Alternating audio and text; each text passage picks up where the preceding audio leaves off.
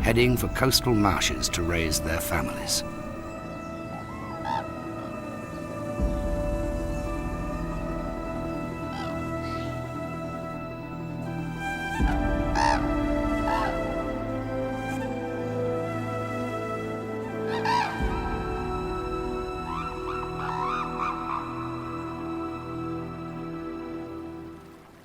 As night comes to the wetlands, a new chorus rings out.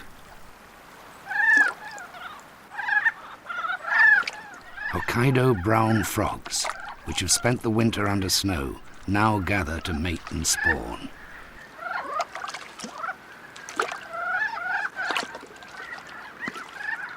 Frogs' markings resemble the tattoos once worn by Ainu women.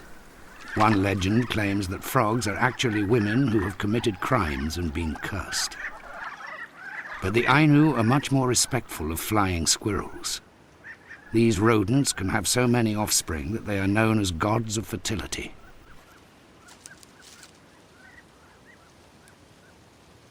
During spring, flying squirrels feed heavily on buds and shoots. But on a bright night like this, they must be wary.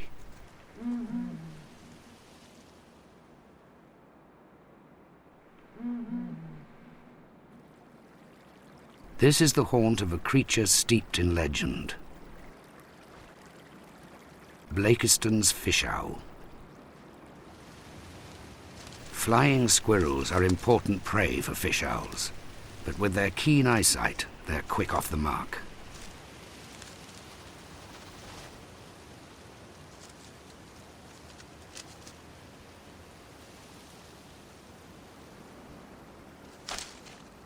Fish owls are the Ainu gods of the village, for owls and people once lived together in these river valleys. Both took advantage of the fishing. Despite its name, the fish owl has a very broad diet, and frogs are fair game.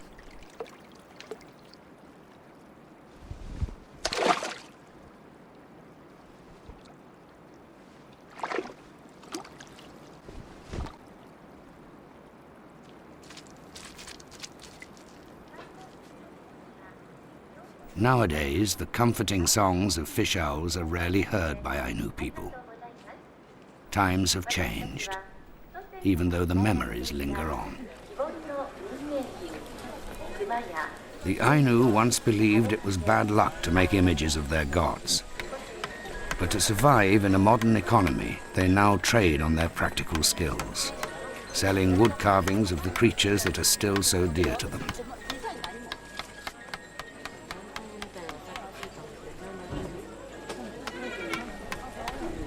In recent years, there has been some revival in Ainu crafts and customs, but the future is not promising. Fewer than 100 pure-blood Ainu are now left in Japan, although about 20,000 people claim ancestry to the race. This is a tiny minority in a country with a population of 125 million.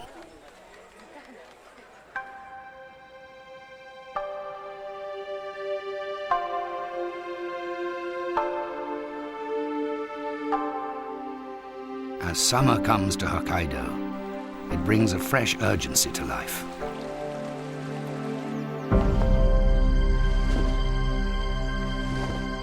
Most white-tailed eagles return to Russia each spring, but about 20 pairs stay here all year to raise their broods.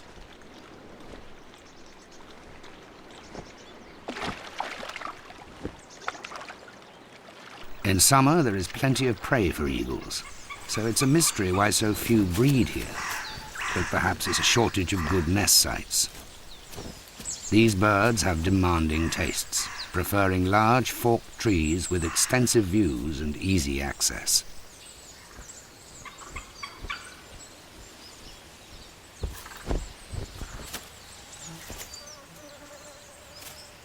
White-tailed eagles hunt mainly fish, but they will tackle prey as large as foxes or hares. They're also fond of birds, which is why the Ainu god of the marshes keeps its family well hidden.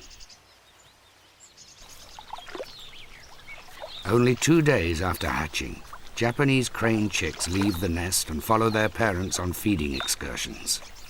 Keeping on the move is their best chance of survival.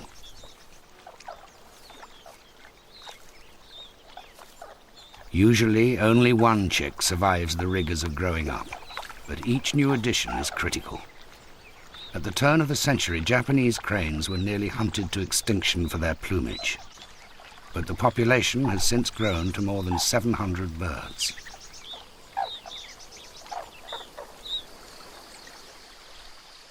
In midsummer, Hokkaido's marshes are a nursery for many new families. Goosander chicks take to the water soon after birth, which is just as well.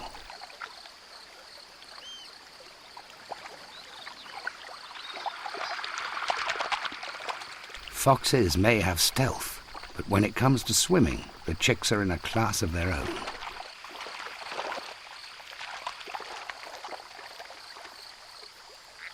The goosanders are quite safe, but the fox will need to find food soon. She has 4 riotous cubs.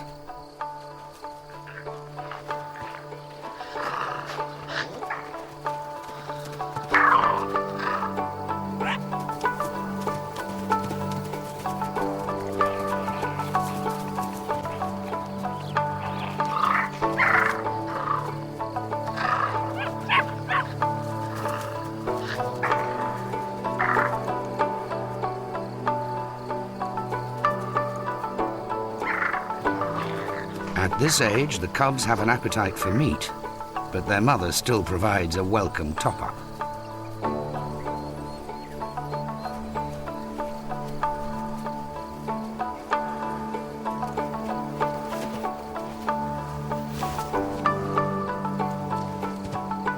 Her milk supply will soon run out, but this female is lucky. Food should never be in short supply. A local Japanese village is a gift from heaven.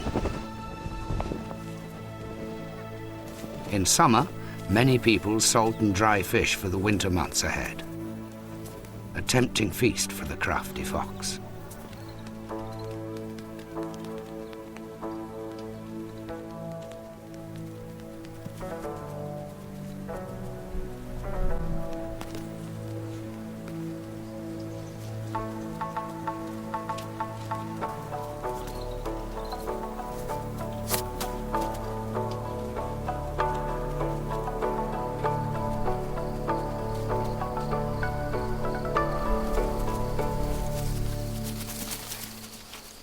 Like the Ainu, the Japanese are very wary of foxes. They think they can possess people and trick them into doing things they wouldn't normally do. The Japanese also think that foxes can forecast changes in the weather.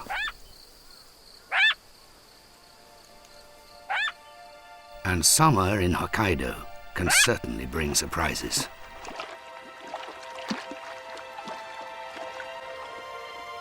Every year, gentle winds from the Pacific slowly gather strength.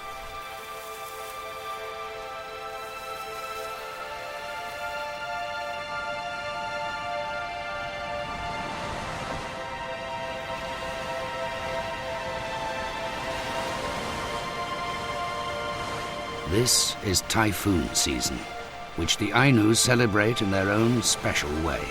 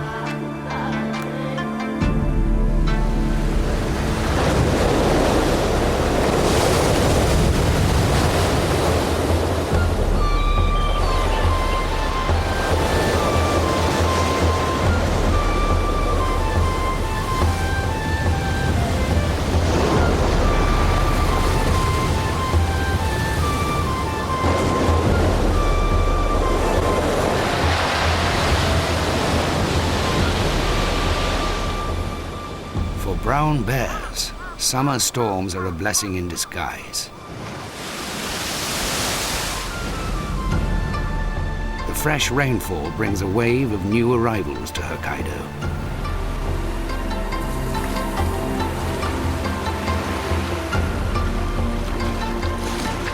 Drawn by the taste of the waters where they were born, Pacific salmon surge upriver in their thousands.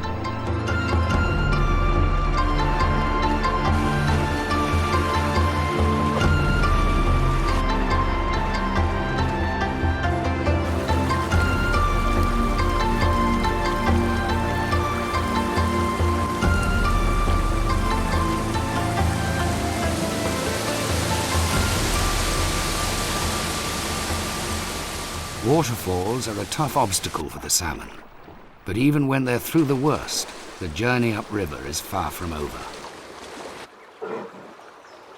Japanese brown bears know how to fish, though these waters can be rather chilly.